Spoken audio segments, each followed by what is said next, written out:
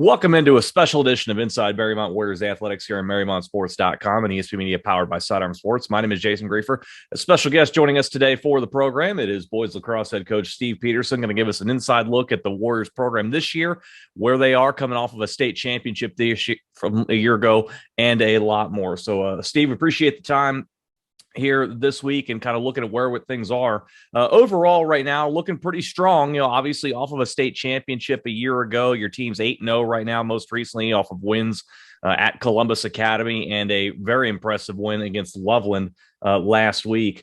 Coming off that state title a year ago, and obviously with a lot of pieces back this year to try to defend, how would you say your guys have handled the expectations coming into this season? It's been 100% focused on repeating. Every ounce of energy that we dedicate is to repeat. If it's not pointed toward something that's going to help us to repeat like we did in 13 and 14, we don't want to deal with it if we don't have to. It's my job to keep the distractions out. But the kids are very locked in. It's what we expect to do is to repeat. When you get to this point in the season, you've been there before and having to defend state championships and able to do so, as you just touched on. At this point in the season, are you able to look back and compare the two teams from this year and last year and see where the progress is on the ultimate march towards a state title? Well, like you said in your opening remarks, we have returning players in key positions, and in lacrosse, you have to have in addition to good skill, you have to have people in the right spots. And that's what I would say has been very fortunate. We don't have very many places where we've changed. We've just reloaded and kept some other pieces. Specifically, you have to have good goalies. Luke Brenneman and Theo Christopher are outstanding goalies, number 1 and 2.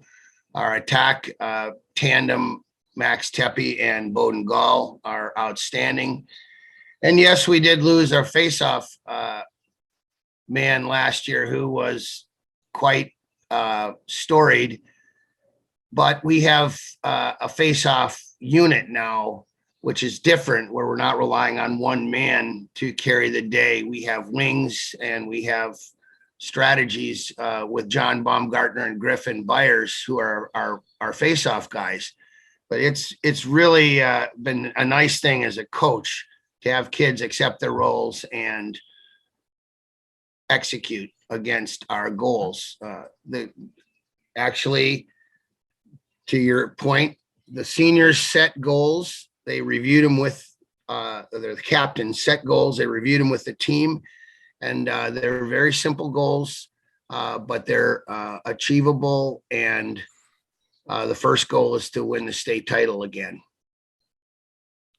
Long answer, but yeah, we have a lot of the right people in the right places. Oh yeah, absolutely, and you're showing it on all sides of the ball. You touched on some of the players that you have back and are key players from a year ago. You got two of the better ones you touched on, two of the better players overall, not only in Southwest Ohio, but you could argue the state, maybe even beyond, in Max Tepe and Bowden Gall. You look at the numbers right now, Max is likely going to win the league scoring title again. Bowden is going to likely win the assist title again in the league. It'd be the second year in a row for both. What is it about those two together that allows them to work so well and just set everything up for you offensively? It goes back to our youth program. They've been playing together for 11 years. And they, like most of the boys on this team, they have 10 years of experience together. So they have an innate trust, communication, which is basically eye contact. And that's something that just takes time to develop relationship wise. And conversely, I don't have any issues with coaching them because they know what I expect. I coached them when they were Bulldogs, which is our youth program back then, and things are very focused, like I said earlier, and that's what makes those two kids great. Is they just know how to work together. They're unselfish. Even though their numbers are leading our team, that's the way it's supposed to be. Attack is supposed to get the goals for the team. And Our third attackman is a sophomore, Stuart Wells, who's stepped up to be an absolutely excellent replacement for McLean LeMay, who was our ex-attackman last year. So the kids that have stepped up to fill the spots from the graduating seniors and the returning kids, as well as Barrett Lindell on defense. The funny thing is, you don't win games without scoring goals, but your defense has to get the ball back down to the offense. And that's what, if you notice our games, we don't have a lot of turnovers on the defensive side of the ball. We're moving the ball out, we're clearing effectively, and we're not letting them run the score up on us, because if you get behind, then you have to catch up. If you get a lead, then you trade goals, and you usually come out ahead if you've got a lead. If you don't have a lead, then you have to gobble that up, and then hopefully come out on top in the end. So it's easier when you start fast. That's the difference between this year's team and last year's team. Last year's team, we finished very strong every game. We're still finishing strong, but this year we're starting fast instead of starting slow. So that's a good thing. Was that a point of emphasis for you and your staff in the off season? Is something you wanted to improve into this season, to come out of the gates and games better? No, I think it's really, we have some secret sauce in the preseason that we do that the kids all subscribe to from a conditioning standpoint. And then they play a preseason league where they're starting to build early chemistry, and it's muscle memory. So they're used to starting fast as a group, and that's what we really have strived to do. And when we saw them doing it, we just reinforced it. You also touched on a moment ago, a couple of names that we also want to get your thoughts on too. You lost, as you mentioned, your key faceoff guy from a year ago, Seth Green, and all the numbers he put up as far as draw control wins, and really how that sets the table up for your offense. And as you mentioned, you've got two of them this year doing a very nice job there, and John Bumgarner and Griffin Byers. They're 1-2 in the league as far as draw controls there. How different is that for you to have two guys you can put in there? Do you consider it a luxury? How is that from your perspective? No, that's usually how you do it. That's how good teams do it. You have one guy when he's just as dominant as Seth was last year. And over the years, we've always had different looks against opponents, because it's like a fight. It's every face-off is a physical battle between those two guys, and the wings are just as important as the face-off guy, but it's very tiring. And so when there's two guys against one guy in a fight, most times you win the fight with two guys. So that's been a consistent strategy for us. Last year was, I would say, an anomaly, because of who Seth was and what he brought to the party. We look at the way the schedule is shaken out this year, and as we touched on, you're 8-0 on the campaign and some really nice wins on the schedule. But we look at some of the quality opponents here: St. Francis Toledo, Garin Catholic, obviously Bishop Watterson, who you may see down the road again in the state tournament. As I also touched on, you beat Division I Loveland, who's a very, very good program, Columbus Academy. What goes into the process of creating a schedule like this in preparation of the postseason to get your team as ready as they can be? I think you want to play the best people you can to a point. You have to look at your roster size, because you're allowed to play 18 games, and most of the time you schedule 18 games, but inevitably somebody pulls out. Like this year, St. Xavier pulled out on us. They didn't want to play us. And so rather than filling that vacant spot, I let it go, because our roster is very thin.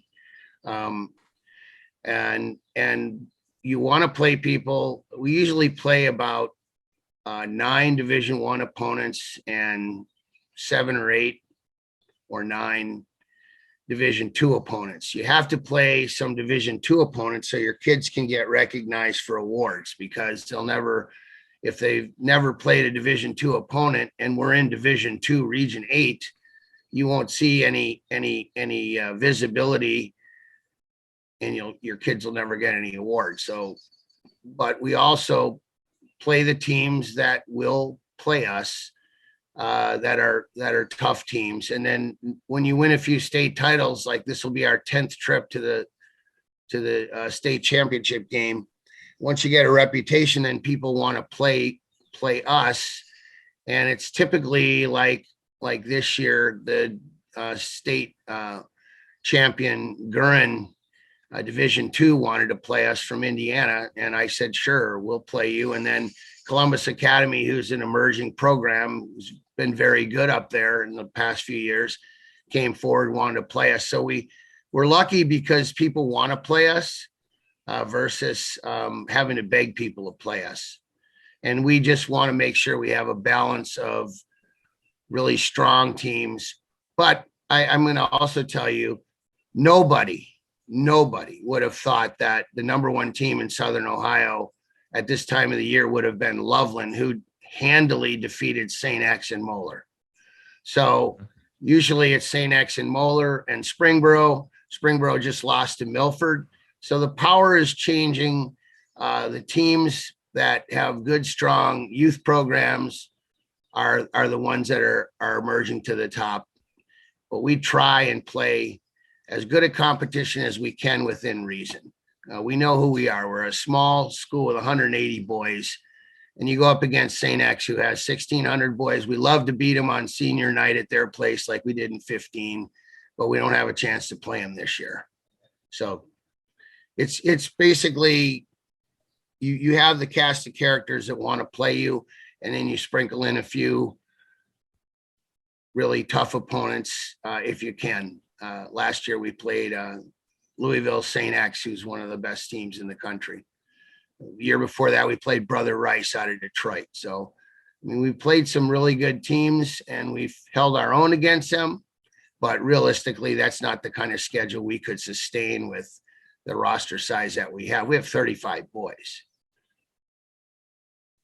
You mentioned one of the games that you just played recently, and that was Loveland. And we mentioned that a little bit earlier. You won that game 8-4, and as you mentioned, also they have become quite a power in Division I in all of Southern Ohio, much less Southwest Ohio. You win that game 8-4, and obviously a little bit lower scoring from your team, but that's also credit to how good Loveland is. But you still wound up doubling up 8-4. Take us through that game, and was there a point in that game where maybe you were caught by surprise at how well your team responded? How did that game shake out for you? No. No, we know those boys. They're actually a good bunch of boys at Loveland. They play in the preseason league with us, where we faced them 2 times and beat them. Those kids have, if you look at the kids on their roster that are committed to Division I lacrosse next year, they have a very, very good team.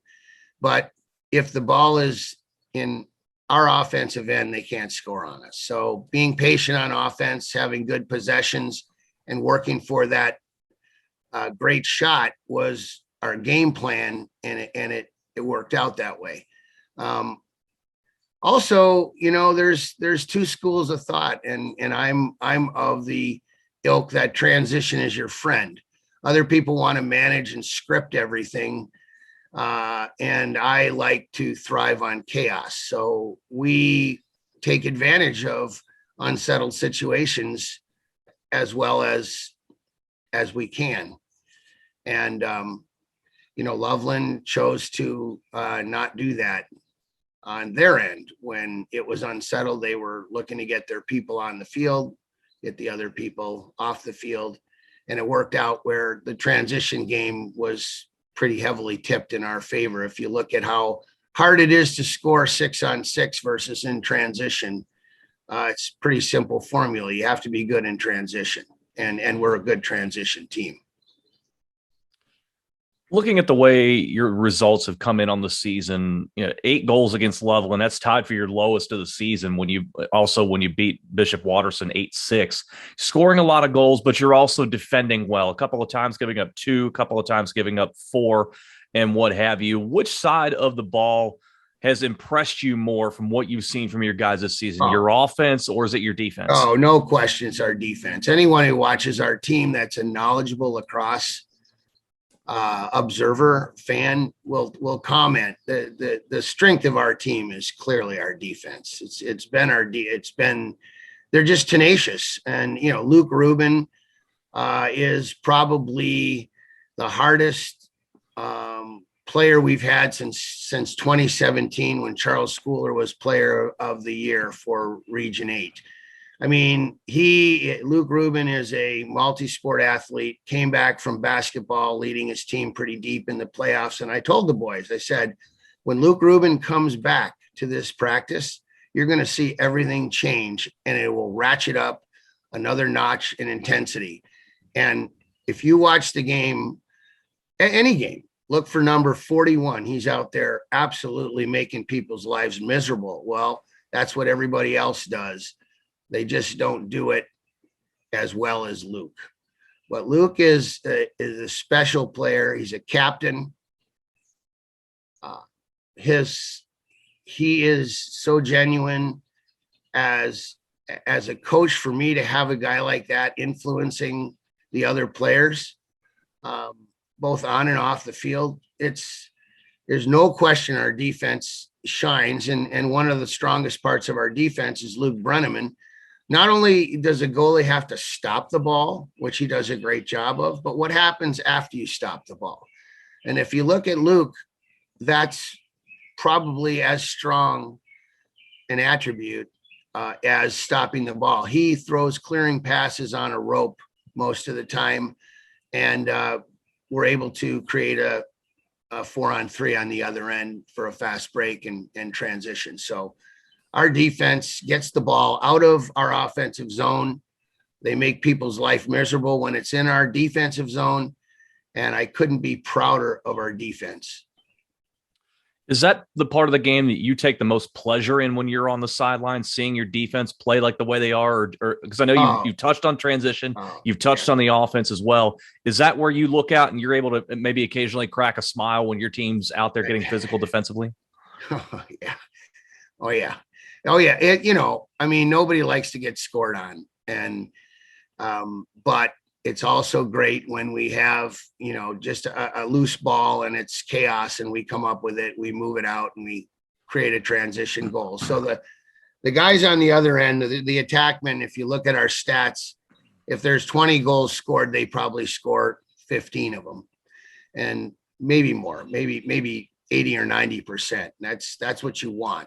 They have to do their job, but they don't get to do their job unless the defense does their job and moves the ball down to the offensive end of the field.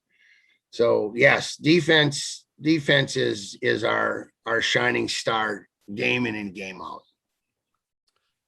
There's an article out recently talking about your program, and it's up on MariemontSports.com. A lot of the guys feeling like this year we're playing for something bigger. We feel like we've got to win essentially everything, including the state championship. And that's obviously because Graham Harden is no longer on the sidelines with you. He obviously, as people know, or maybe people don't know the full story, that he had suffered from ALS for several years and wound up succumbing to it just 1 week after you won the state championship last June. So going into this season, and throughout the off season, obviously not having Graham there physically with you, he's just there in spirit now. What's been the biggest challenge for you as a coach and for the boys not having him there on the sideline physically?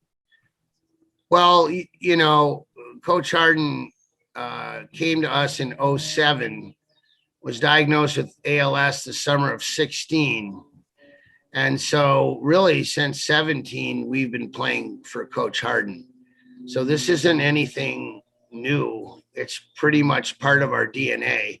He really, the thing about ALS that you probably know is that you don't lose any mental capacity, just physical. So throughout the 5 years that Coach had ALS, he was able to be on the sidelines, but sometimes I would just go over and talk to him as a friend, and sometimes we'd watch some game film together, but just to keep him company a little bit. But Graham has been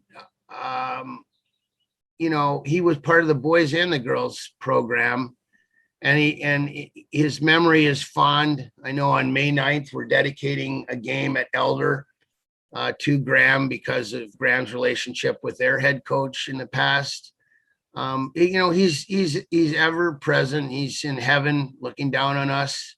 We love him. We love his family.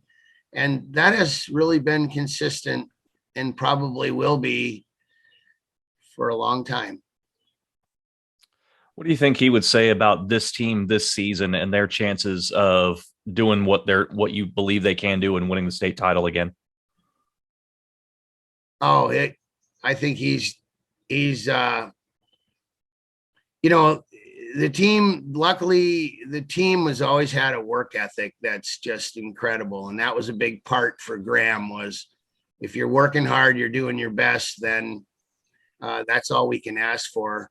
If you're not getting in trouble off the field, that's all we can ask for. So the kids are inside of the framework that Graham believed in. And the most important thing about Graham that people may not have known is you want to have fun. And so that's been a long standing pillar of our program, is we're just trying to have fun out there. We want it to be fun. Yeah, we want to work hard. We want to do the fundamentals really well, but we want to have fun. So I think Graham would be proud of the team this year on how much fun we're having. Plus he was a defensive guy and he loved our defense. Two of the coaches that I have, Sean Sturzman and Mike Miller, were state title defenders in 07 when Graham first came. So they have a lot of Graham in them on the sidelines, as do myself and Coach Long, who's been with us 7 years. He came in 16. So, we have a lot of Graham. I have Graham on my shirt right now. Well, you probably can't see it, but there's a logo, 37. Yeah.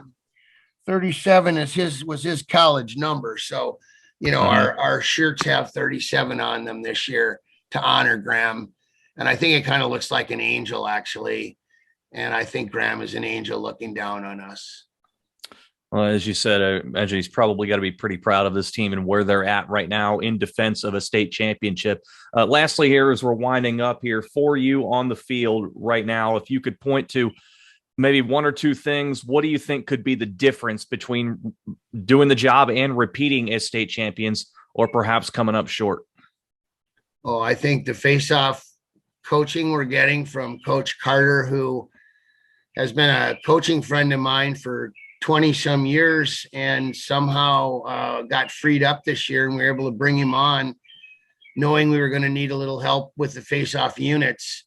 I think that's going to be a difference maker. Coach Todd Carter came to us from the Lebanon program, but he's a difference maker, as well as Lady Luck with everybody staying healthy. You got to have your players on the field.